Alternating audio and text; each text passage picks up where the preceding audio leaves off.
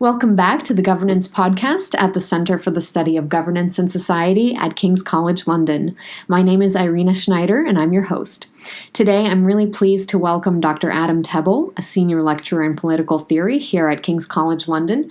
Dr. Tebble conducts research broadly within contemporary liberal political theory, and specifically in classical liberalism, social justice, and the politics of culture and identity. He is author of Hayek, published with Bloomsbury, and Epistemic Liberalism, A Defense, published with Routledge. Adam, it's a pleasure having you with us today. Thanks very much, Irina. How are you? I'm fine. Good. So I want to jump straight into your work. And drawing on some of your previous work, you've recently made a new philosophical case for open borders. What's your argument and what's new about it? So I think the most innovative side of the argument is that I take the standpoint of those that migrants or immigrants leave behind as the central focus. So in contrast to much of the literature, and also regardless of whether you're in favor of more open borders or more closed borders, you see that typically the arguments are conducted either with the interests of migrants in mind, sometimes also with the interests of the already resident in mind, but comparatively rarely, except in the case of brain drain critiques of immigration, do they take the interests of those left behind into account. So with brain drain critiques, people who are slightly more skeptical of open borders will say one of the reasons we shouldn't be too permissive with regard to emigration in some cases, but also immigration, is because those migratory flows, especially if there are higher skilled people in developing countries, can issue in detrimental outcomes for the people they leave behind. That's the famous brain drain phenomenon. Right. So what I'm trying to do is, in a way, take back some of that territory from the migration skeptics to say that the interests of those left behind can also be appealed to, among a range of other considerations, of course, but they can also be appealed to by those who want to defend a more permissive stance rather than a less permissive stance. So that's really the novelty of the argument that I'm trying to set out. Okay, and so how are they benefited, the ones who actually leave behind their countries? So the research project I'm looking at and building now focuses upon two broad kinds of benefit, which we can conveniently label as economic or distributive benefits and non-economic or cultural kinds of benefit.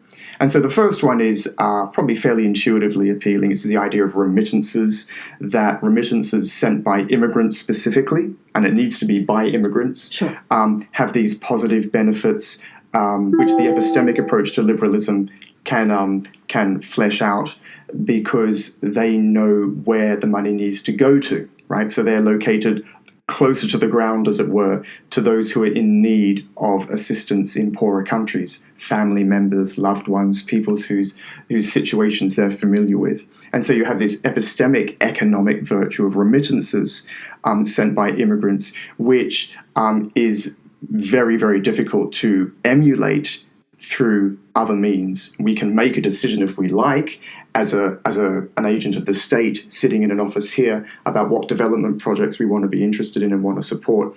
But the question which I like to ask is, how epistemically powerful would that be relative to a judgment made by a family member of an immigrant? And so the immigrants have that kind of access to knowledge which somebody working in a bureaucracy wouldn't have. Of course, it doesn't mean that somebody working in a bureaucracy can't make a decision, doesn't know how to. That would be far too strong a claim. The claim rather is that they won't know as well as an immigrant. And then the important thing, of course, and this is what ties it into the normative case for more open borders, you only get those epistemic economic benefits if it's remittances sent specifically by immigrants. And in order for that to happen, you need to have immigration. And the example I use, it's quite an amusing example, I guess, in one of the papers I'm working on, is apparently the sum total of remittances sent from developed to developing countries by migrants is roughly equivalent to the economic output of Austria. So we could imagine, if we were really concerned members of the United Nations, for example, to put all the Austrians to work in furtherance of global poverty reduction. Now, we don't have to question their intentions. They could all be highly motivated to do so. But the question becomes, what kinds of judgments would they make about how those funds should be allocated and spent, etc., relative to the kinds of judgments that immigrant networks, including the networks they maintain with family members back home, relative to those judgments, even the most altruistic Austrians couldn't replicate that kind of epistemic benefit. And so it is specifically an argument about migration precisely because we're talking about immigrant remittances and not just remittances sent by, say, you and me. Right, okay. I want to talk a little bit more about the nature of evidence in this context. So one of the compelling points that you make is that we don't actually have evidence about social phenomena outside of experimentation and people living their lives and making choices. And so we actually need to discover how people interact and to observe some of the unintended consequences of their interactions to really understand social processes. In a way, it's almost like a call for a radical decentralization of evidence, and it poses a challenge to our views about the nature of expertise. So could you tell us more about how we should look at evidence if we're policymakers? Yeah, I mean, that's a slightly more of a challenge for me, as my background is in political philosophy, but I think the important message about evidence is that if you have the right sets of institutions in place, then you can take advantage of what we can call these knowledge streams, these informal knowledge streams, which just percolate up out of the day-to-day interactions of citizens, of ordinary people. Now, the interesting thing I've always found as a philosopher is that from their standpoint, what they're doing is humdrum and ordinary and quite banal. They're just making decisions and choices about what to do with their income or stuff like that. But from the standpoint of theory, that is actually an alternative seedbed, if you will, of evidence about what kind of patterns of behavior are conducive, in this case, to economic betterment and which aren't. So by liberalizing policy, in this case with regard to the question of migration and poverty alleviation, you avail yourself of a whole seedbed of evidence, as it were, mapped out in the everyday doings of ordinary people. That in itself can be a very, very powerful knowledge stream also for agents of the state. Right? So you can imagine somebody being the archetypal bureaucrat in their office trying to work out, well, what would be the best way of alleviating global poverty? Well, actually, if you start to think of this issue in terms of marrying up this epistemic perspective with other stuff, other fields of inquiry, which I'm not an expert in, but nonetheless I know a little bit about them, so big data techniques, things like geospatial predictive modeling, where you track where people move in the case of migration, or you track remittance consumption patterns. And then as an agent of the space, if you avail an agent of the state, if you avail yourself of that information, which you only get through this more liberalized approach, you can actually make better policy choices yourself. It may not be fail-safe. There could be an interesting philosophical discussion about the appropriate standard we're trying to aim for here. There's also a discussion to be had about whether the standard itself that we should be aiming for emerges from those very everyday interactions. So I think that's really part of the exciting territory when you're looking at these kinds of processes. Certainly from a philosophical standpoint, it's not just philosophically interesting, it actually does lend itself to practical application in the world of policy, in the world of governmental decisions, and not just for wealthier countries seeking to aid the least well-off in other parts of the world. This would also be information and knowledge streams which poorer countries, states could make use of, for example, when they're trying to formulate national development programs. So if they can employ big data techniques to see that in region A, for example, there's already a lot of consumption going on because of immigrant remittances, but not so much in region B, then that immediately directs them perhaps to move their efforts to region B rather than focus so much on region A. So in that sense, you have a process which I call in my work state signaling, that you have this migratory process only made possible, again, to underscore the normative side of the argument, only made possible by more liberalized approaches to migration. You get this process of state signaling. So it's not just good for individual people and their liberty, it's also good for concerned agents of the state. Mm-hmm. One of the intriguing things that you argue is that people can actually make governance in their home countries better off by leaving.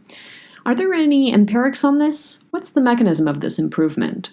So there's an interesting, again, it's a little bit beyond my field, but in working up this big normative case for a more liberal approach, I by default, I had to look into this stuff. I'm familiar with the work of two scholars who are particularly noteworthy in this case, and that's Kathleen Newland and Peggy Levitt.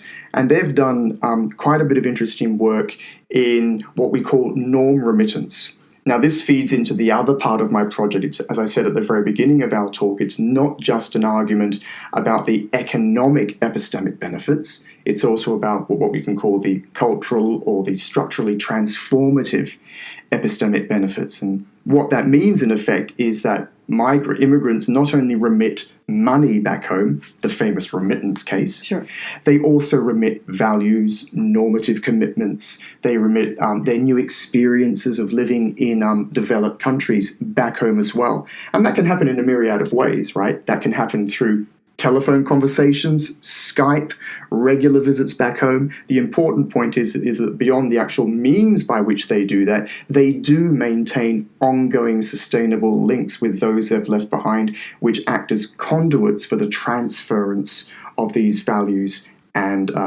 different, shall we say, normative commitments, perhaps to the ones which they were brought up with at home. It's not a fail-safe process. You could remit any kinds of values you like. So the argument can't be that if you have more open borders, you will be guaranteed to get liberal democratic outcomes. That would be to overshoot the claim. Rather, the claim is if you have a more liberalized approach, you make it more likely that liberal democratic values and political commitments conducive to prosperity, for example, will be remitted along with remittances back home. And so Newland and Levitt have looked into this, what they call social remittances.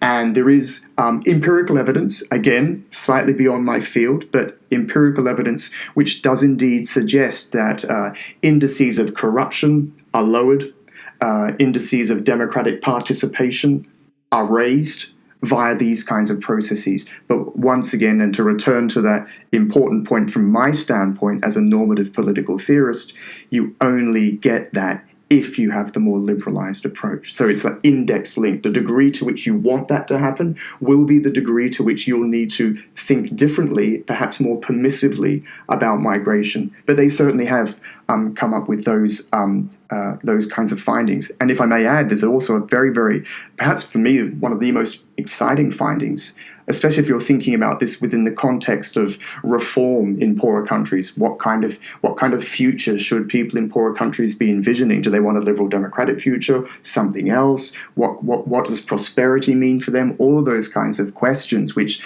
activist communities in those countries also want to be answering, right? So they actually have a vision which they can then sell to their fellow citizens.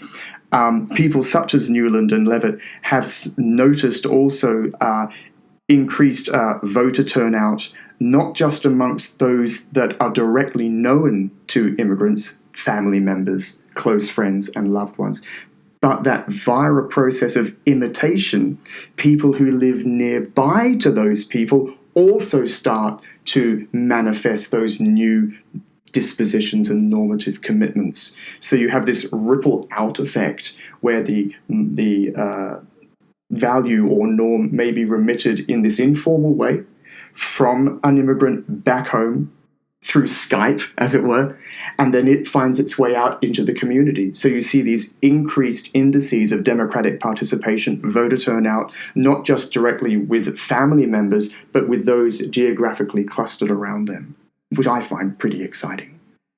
How do those benefits to families at home and their communities balance with the impact of brain drain itself? Because that still takes away from society. It takes away social capital, education, and expertise. It does. And so any judgment that we're going to make overall has to take all of those different things into account. I think on the side of brain drain, you do have this powerful consideration that if the most talented are the ones who are, A, going to be economically in a better position to leave and more motivated to leave, then that could have this negative impact.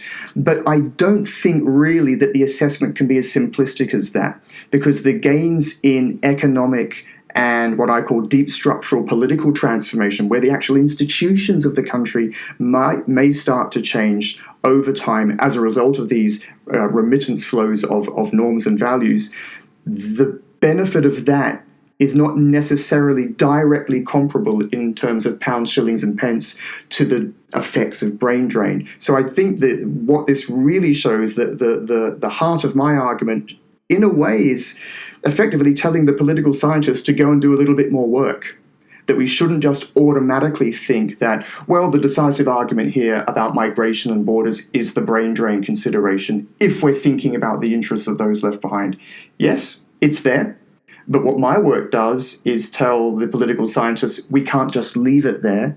What you can do is take cues from this philosophical argument. I'm not an empirical political scientist. But you can take your cues from this philosophical argument to test Tebble's theory out, to test the claims out. And we wait for the data, right? That's all that I would say. What I'm trying to do, I guess, is, as I said at the beginning, is to take back some of the territory from the migration skeptics. They may win. I'm relaxed about that. That's fine. The empirics will come in. But that's not really my job to win on the empirics. My job is to open minds and open research minds in other research communities to think, well, why don't we test this? There is, as I say, already some evidence there that it does happen. Whether it's a slam dunk for the open borders people, I'm agnostic about that, because it's just not my job to make those kinds of claims. My job is to make these more normative claims which guide us perhaps in our future research as more empirically oriented scholars. And who is your audience in this case? Is it social scientists or policymakers? Is it other philosophers? Because I imagine, of course, advocates of open borders are going to be very much in favor of what you're saying. But people in power, particularly, people like President Trump, are not going to be very receptive of these kinds of ideas. So who are you targeting? So in terms of the specific research outputs that I'm producing, the immediate target will be fellow academic political philosophers. That's what my job description says, so that's what I do. So that would be the initial audience. But of course, one can hope that the basic message of the papers and the research project will get picked up by other people. But so it would be beyond just the confines of academic political philosophy.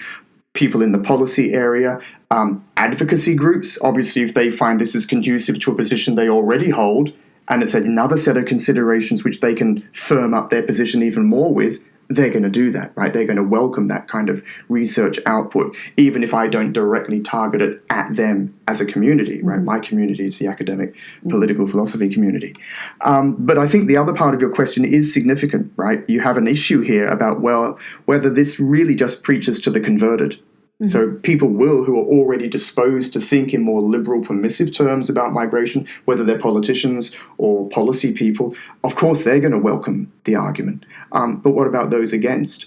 And that's a real powerful challenge. But I think there is at least the beginnings of a pretty persuasive answer even to those people. And their question, of course, is, well, that may be true, but why should I be persuaded by this? What I'm trying to say is that it's bad for the already resident here. Undercutting of wages.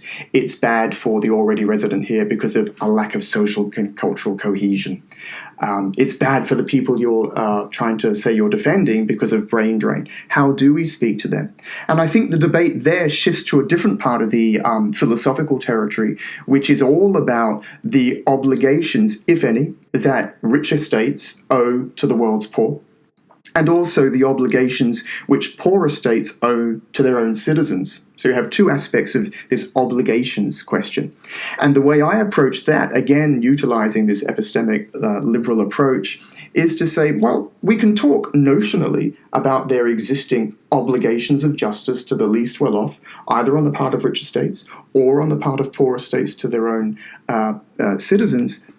But that doesn't actually tell us very much about how we identify what those obligations are, and subsequent to that, how we best go about satisfying whatever those obligations are, meeting those obligations of justice. And so again, the idea of this bottom-up seedbed of knowledge built into the practice of ordinary people, tracking remittance flows, tracking migratory flows, also speaks to the question, which even those who are skeptical of migration concede, about what obligations of justice are owed to the least well-off. Even those who are skeptical, either of emigration, because they're worried about brain drain, or of immigration, because they're worried about the impact, wage compression and stuff like that, upon the already resident, both of those groups of scholars tend to concede that obligations of justice to the world's poor nevertheless exist. And the minute they concede that, epistemic liberals like me can jump in and say, right, how do we identify them? Isn't it the case, actually, even if you are prima facie skeptical of migration, that you need to avail yourself somehow of an efficacious means of identifying what those obligations are. Now, the get out for them would be to say, well, of course, then we can just say that there are no obligations of justice. Yeah, you could argue for that. You could argue for that, and we could see the argument and see how persuasive it was, but very few do. In fact, I know of almost nobody who does, who thinks that there are no obligations. There may be different obligations. There may be not as onerous obligations. Maybe we owe more to fellow citizens in our wealthier countries than we do to what they call global strangers in the literature. Maybe we owe more than that to fellow citizens, but that doesn't mean we don't owe anything to the least well-off. So unless they're prepared to argue that there are no such obligations at all, then they too will ultimately be faced with the question of how we come to know which decisions with regard to meeting those obligations are the best ones.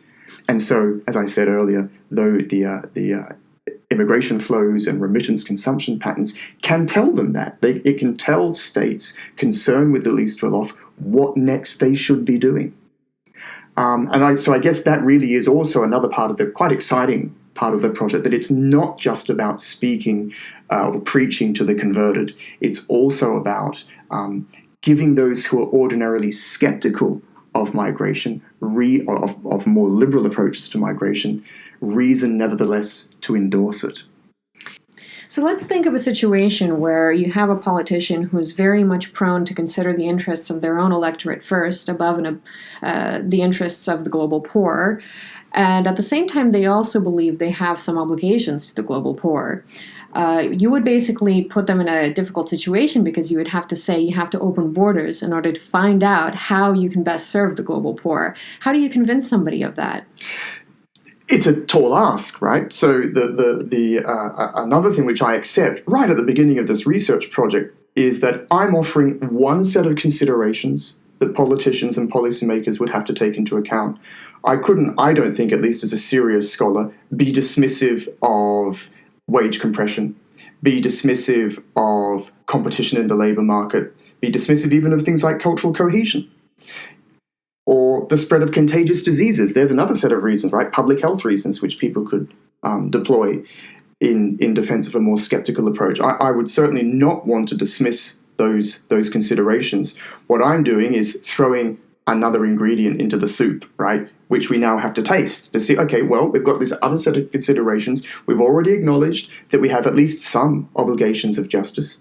And so Tebble's coming along with this epistemic argument to say, well, how are we going to go about identifying them? I can kind of leave it at that. I say, well, really, again, my job as a political philosopher ends there. Your job is then to try and balance all of those out. I could perhaps go away and do another research project on balancing our considerations, if I can find the time. But for now, I think I would leave it at there. So President Trump is a great example of that. So he is on the record as being very, very skeptical of certainly of illegal immigration, but we could perhaps suspect that it isn't just about illegal immigration. He may have other kinds of reasons, which he hasn't been as upfront with to date. But nonetheless, I'll just put it to him. You would have to make the argument that there are no such obligations of justice in order to completely foreclose that option down. The degree to which you open up borders, well, that's interesting. That's when all the other considerations about cultural cohesion, public health, wage compression, labour market competition, they all come in. But that's not the same as saying that the open borders people don't have a case. In accepting that now you have to do a slightly more complex juggling act, you've already conceded the point to the philosopher, as far as I can see. They've already conceded the point. Would I be disappointed were they only to open them a smidgen rather than sufficiently more? Possibly. Possibly, as a privately concerned citizen, I may be disappointed with that. But in my role as a political philosopher, which is different from my role or your role as a private citizen, my job is to put something on the table and say that the default position of more open borders must be bad for a whole variety of reasons, which are not related to immigrants themselves, is just not true. There are now a set of considerations which people like the President of the United States, for example, or anybody else, in continental Europe too, we have these pressures, these populist pressures. They now have to take this into consideration. I don't think, actually, it would be particularly politically convenient, even for them, just to fold their arms and say there are no obligations to the world's poor. They have to worry about the next election too. So they would have to address this. Again, though, I do concede the degree to which they then, as policy people or politicians, advocate more open borders is something that I can't control for. Luckily, it's not in my job description to control for it. Well, that's the tricky thing about philosophers, right? Mm-hmm. So the problem is, can you just say that open borders are theoretically a good idea, but practically Trump's policies to limit migration are entirely justifiable on grounds of national security interests or economic interests and things like that? Yeah, that is a powerful objection to the position that I defend, at least on the surface. But the position I defend, and I do flesh this out in this research, is a position of more open borders, not fully open borders. So, for example, on grounds of public health alone, so we could factor out economic considerations like wage compression or social cohesion. On the grounds of public health alone, the skeptical position has a lot of mileage, right? I don't know of any scholar who would think it would make sense, even with regard to movement within a country, let alone across international boundaries, not to restrict movement in the case of a tuberculosis outbreak. And so the question about migration now really becomes subservient. The public health issue dominates both considerations, domestic movement and international movement. And that really feeds into my argument about the position I'm defending being a position of more open borders, not fully open borders. And you actually see a parallel there with people who are more skeptical, at least in the academic world. People who are more skeptical of this permissive stance to migration, just because they're skeptical doesn't mean that they're defending North Korea, right? They're not defending fully closed borders. So all participants in these debates in the academic political philosophy side qualify their arguments in this way. And my argument is qualified from the more liberal stance that I'm defending more open borders, not fully open borders. So the public health consideration will be an obvious one. If you move that aside and say, right, so Adam had already conceded, in line with everybody else pretty much who participates in these debates, that it's not a completely unqualified permissiveness, then we have this balancing act which Donald Trump or a populist leader in continental Europe would then have to play in their mind. Now, they could then say, right, you've conceded public health, but I'm just going to say to you that the economic interests of US citizens are the most important, not only the most important, but are the only interest. I don't think even the president believes that. I don't know of any, even populist leader, who would again go back to the discussion we had earlier on about whether they concede at all that there are at least some. All I've got to do is provide an argument to show that they accept that there are at least some obligations of justice. They are then, by necessity, in a political situation where they have to balance them out. If that pushes them to a slightly more permissive stance, even if it's not as permissive, perhaps as a concerned citizen, I'd take that. I think the important part of the debate there is that it really is, and I've discovered this more and more as I read more and more of the literature on migration. It's quite a complicated debate because it's like managing a machine which has lots of buttons. There are lots of different considerations which you have to take into account all at the same time. And as a researcher or as a scholar, you have to frame your own inquiry with that in mind. Hence these qualifications, these strategic qualifications. But it isn't only scholars and researchers who have to make qualified strategic qualifications. A politician is also doing the same in the very act of admitting that, well, actually there are some obligations of justice. We don't have zero contributions to third world poverty funds, etc. We have some kind of contribution. Right. Then my argument makes its appearance again. So I think Donald Trump could say, well, the most important interests are those of US workers, and I can accept that they are a very, very important set of interests. But I've never heard him say that other interests are worth zero. He accepts that they are. And I guess that's real-world politics for you. It is messy. It is about taking on multiple considerations all at the same time and trying to arrive at some political determination which makes sense of them and which balances them in an appropriate way. That's what my contribution is. It's rebalancing that balancing act. It's saying they are not the only considerations which you have to take in hand. But if we take it to its extreme and consider a hypothetical authoritarian populist leader who absolutely refuses to have any commitment to the global poor, the citizens of that country are pretty much out of luck in terms of advocating for open borders. They are, yes. And I think that's just a political reality. I think that phenomenon occurs all the time, and that is the very interface between academic scholarship and politics, especially academic scholarship about politics and politics itself. All we can do at the end of the day is provide strong arguments or evidence for certain viewpoints. We are not executive office holders. It's just not on our contract. At least last time I looked, it wasn't in my. Maybe I should go and check that. It's just not in the contract. It's a division of labor argument, and so you throw your considerations out there into the public realm, and minds change. If in throwing your arguments out into the public realm, not only the policy community and politicians, but the general public through dissemination, etc., become aware of this, their consciousness shifts as well. In fact, you can kind of see that as an example of the very kind of argument we were discussing at the very beginning. Consciousness gets shifted through new experiences, through hearing new evidence, through hearing new arguments.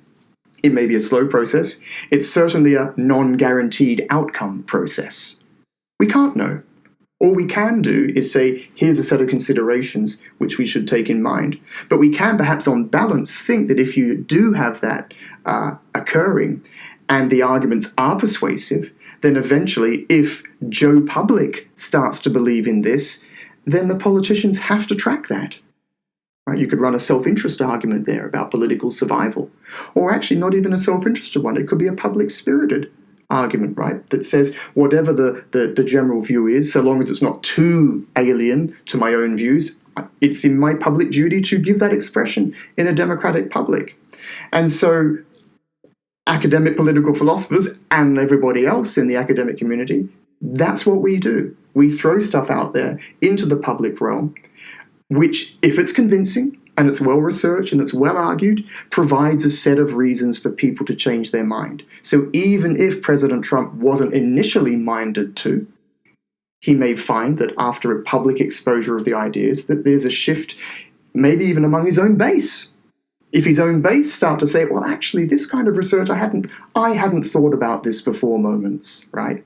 If somebody's electoral base has an I haven't thought about this before moment, then you do have academic political philosophy being, in inverted commas, of use. Mm-hmm.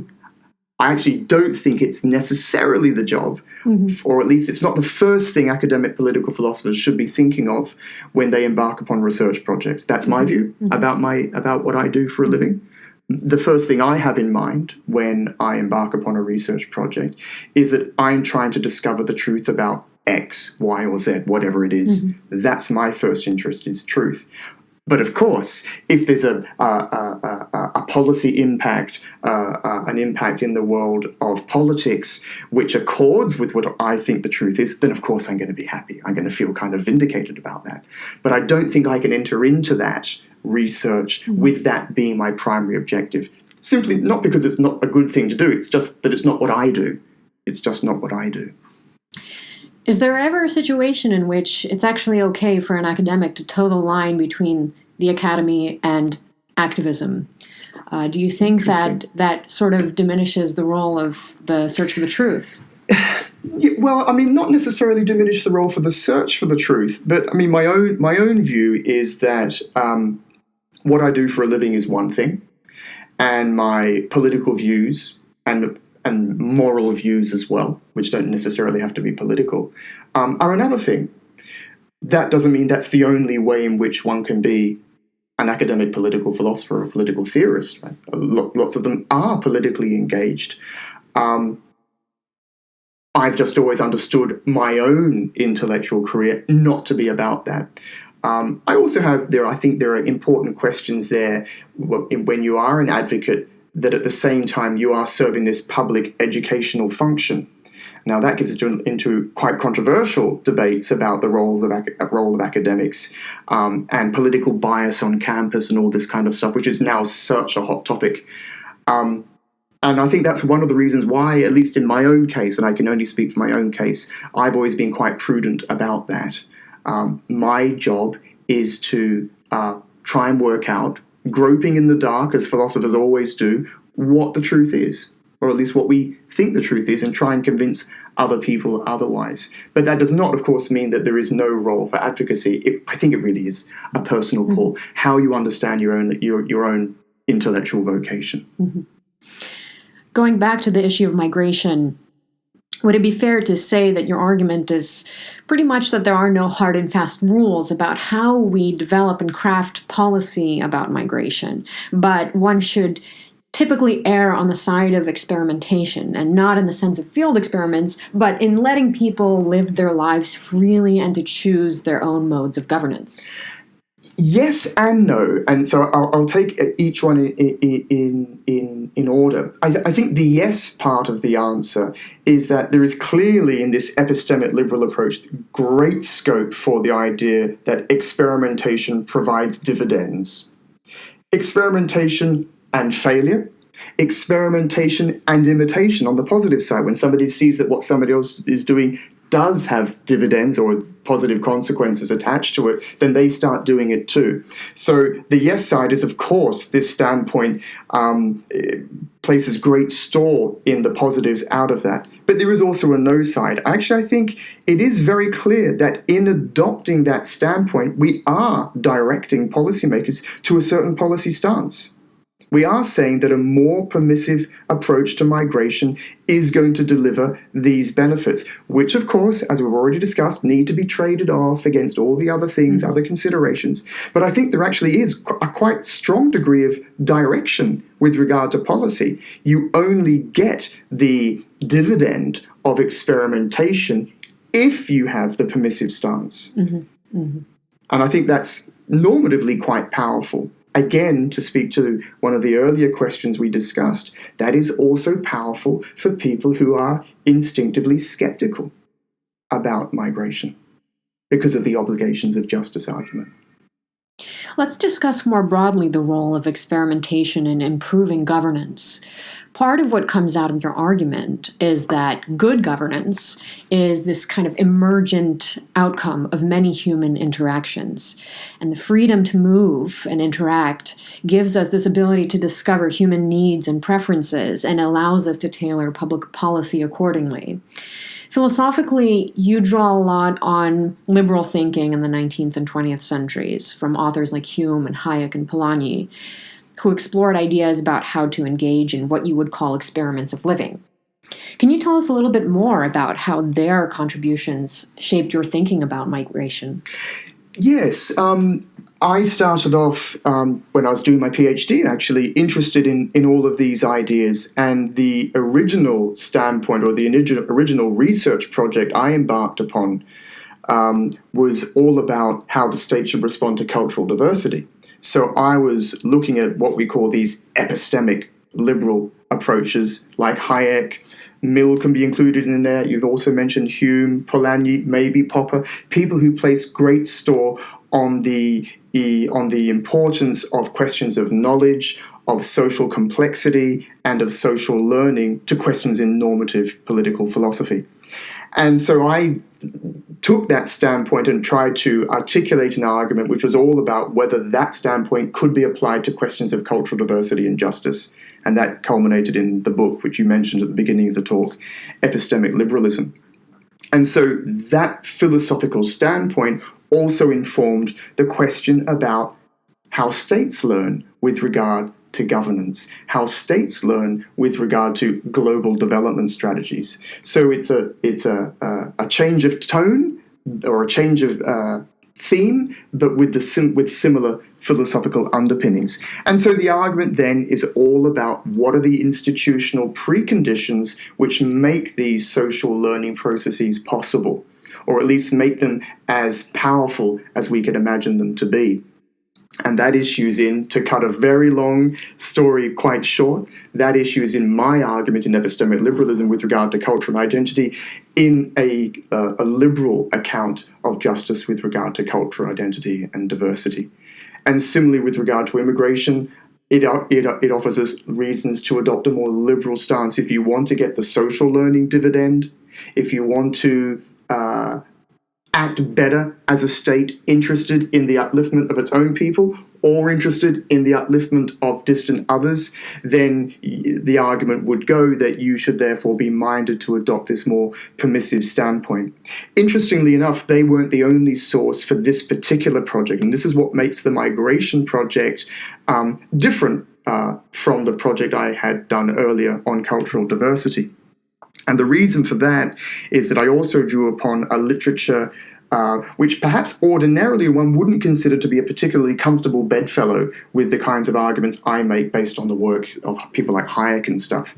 And this is the work on what they call deep structural transformation, the politics and political theory of activism, written by people such as Eric Olin Wright. And so Eric Olin Wright makes a very, very powerful distinction in his book Envisioning Real Utopias between what he calls interstitial strategies and interstitial processes. And the first kind of strategy is what we ordinarily think of when we think about political activism. So you think about Occupy Wall Street, or you think about Femen, right, the feminist activists.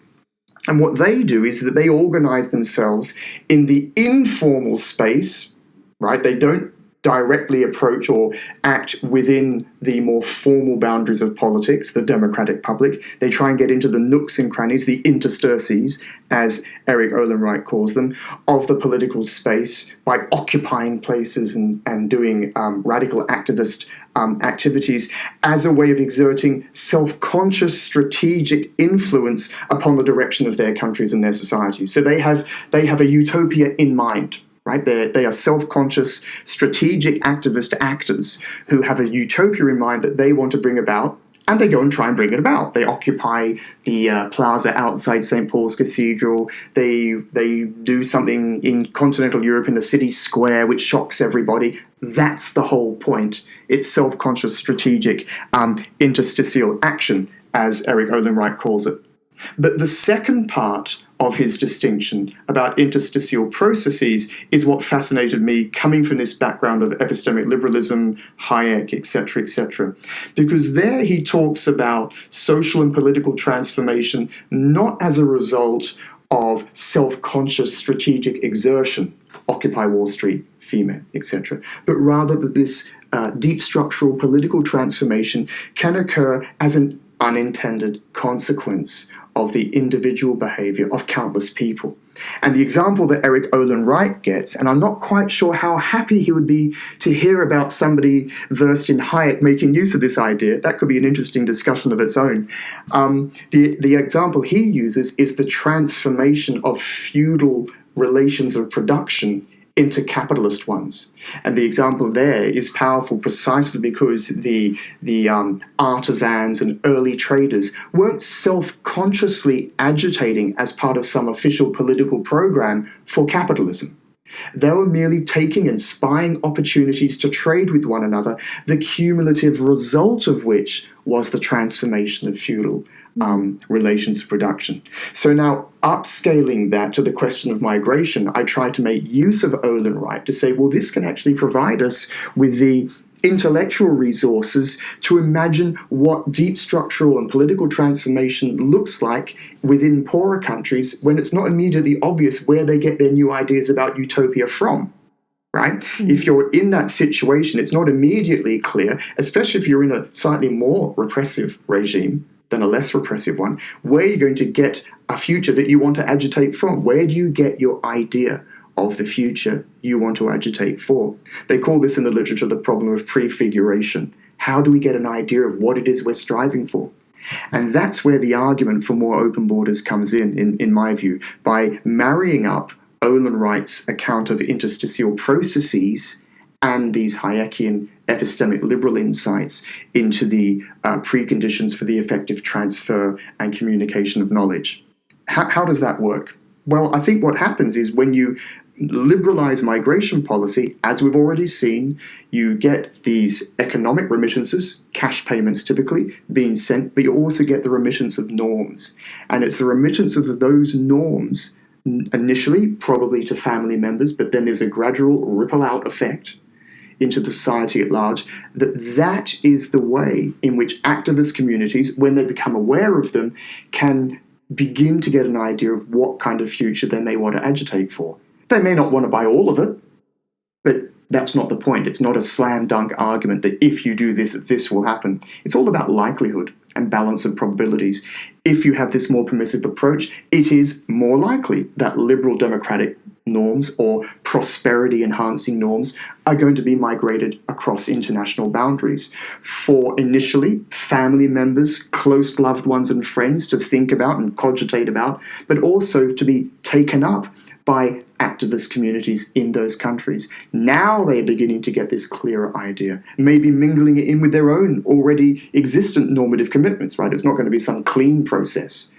And so I think that mixture of the epistemic liberal approach and Eric Olin Wright's account of interstitial strategies and processes is really powerful there, because it gives us a way of imagining what deep structural transformation looks like by bypassing the state.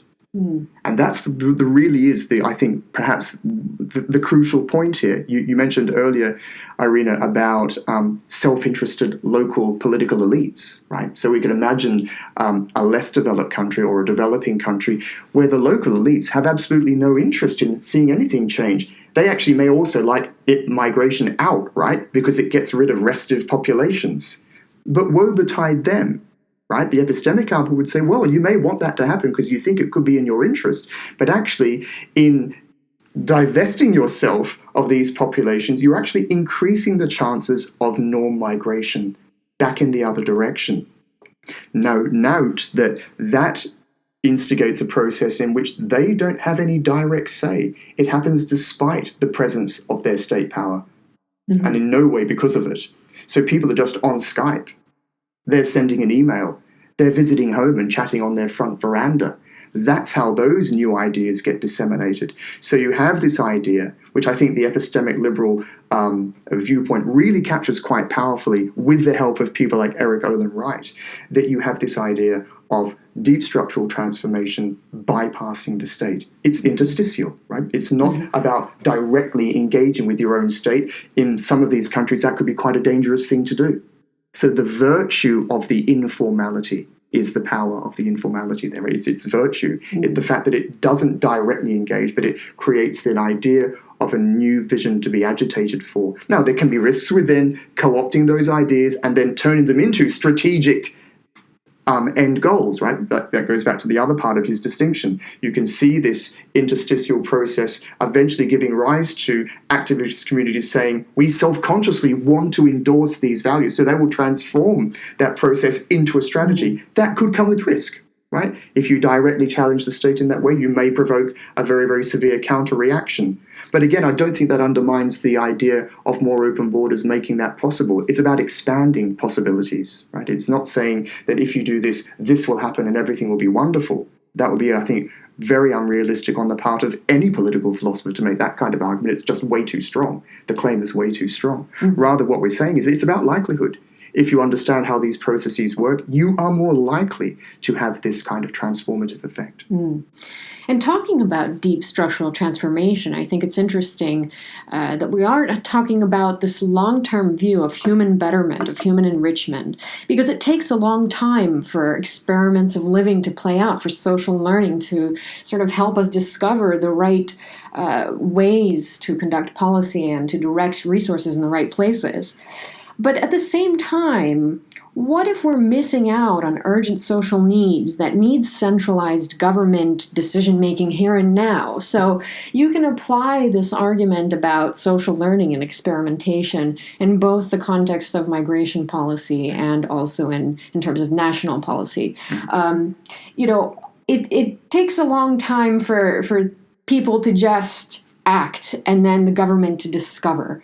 And it does seem to be a little bit dismissive of the role of the state in various ways. So what would you say about the role of the state in terms of taking care of urgent issues? Great point.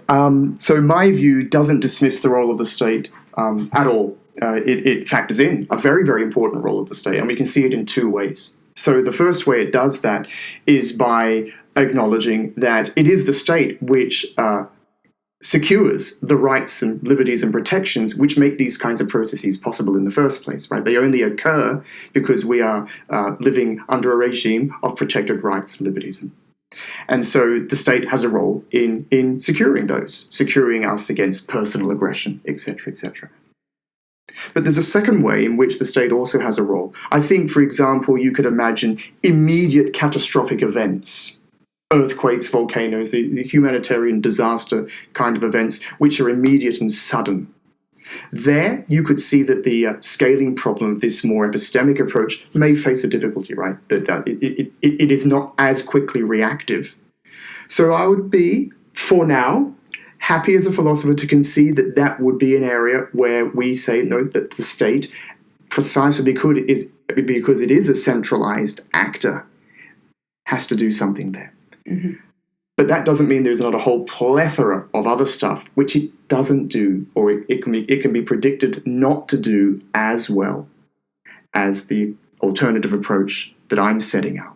And even with regard to things like poverty alleviation, because that you could think would be one of the prima facie areas to say, oh, come on, Adam, that would be terrible. You can't just, allow that to happen. We're talking about immediate needs, people undergoing hardship and suffering, all that real, powerfully, morally compelling stuff. But I don't think that's necessarily the right question to ask. What we actually are trying to do, I think, in advancing this kind of position is to say that ultimately, especially with regard to things like poverty alleviation, this will come down to, if we assume relative unanimity about the moral aspiration to reduce poverty, it will ultimately come down to specific in situ decisions about what resource needs and priorities should be addressed first of all. And that immediately begs the question, which people like Hayek in the 20th century raised so powerfully, about the relevant economic knowledge problem.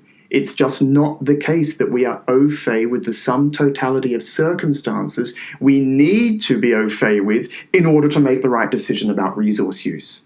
So when people, and many colleagues have made that point with me, I tend to concede the moral urgency, but don't think that that concession also automatically leads to a further concession about, therefore, the state is the best placed entity or agent to affect whatever needs to be affected to happen. If you take seriously the claim that the knowledge of the circumstances relevant to deciding which needs are urgent, what combinations of resources and bundles of products go together best to satisfy those needs, where the relevant resources need to be extracted from, in what ways they need to be combined, how they should be delivered to these people, all of those questions are what I call in situ questions. They're questions whose answer is determined by localized, often very, very fleeting knowledge of local conditions and resource needs and availabilities. It's just not the kind of knowledge that a centralized decision-making mechanism can make. And there are loads of candidate centralized decision-making mechanisms we could think of, right? I can name a few right now. Authoritarian rule. That's a decision-making process. Yep, it is. Not a particularly pleasant one, if you ask me privately, but it is one. Right? The kingdom of me. I get to decide everything. That's one way of making the decision. Here's another one. Democracy. Yep, that's another decision-making procedure. There's also a bit of social learning in there. Even with authoritarianism, there may be a little bit of social learning in there. If they can move their ego aside for a second and say, wow, that wasn't really the right call. Similarly, in representative democracy, we kick them out, right? Kicking them out is a part of social learning. It's a feedback mechanism. So the argument from the epistemic liberal side cannot be that we have bought up all the rights to social learning. No, it's which account of social learning is the more powerful one. So if you are worried about ongoing symptoms and, importantly, with regard to the deep structural problem, causes of poverty, I still would make the argument that the epistemic liberal approach is uniquely beneficial because it takes seriously the fact that the knowledge of the circumstances and conditions relevant to making the right judgments is not centralizable in the way that the kingdom of me or representative democracy often tend to assume. Fantastic. Thank you so much, Adam. It's been a pleasure talking to you today. And to all our listeners, we hope you've enjoyed this podcast. We'd like to give you an opportunity to engage with the argument further in a blog interview with Adam, where he can answer your follow-up questions to our conversation. If you'd like to ask Adam a question, simply email it to us at info@csgs.kcl.ac.uk. You can find more podcasts, blogs, and live events on the cutting edge debates and governance by following us on Facebook and Twitter. Our handle is CSGS KCL. We look forward to seeing you again very soon on the Governance Podcast.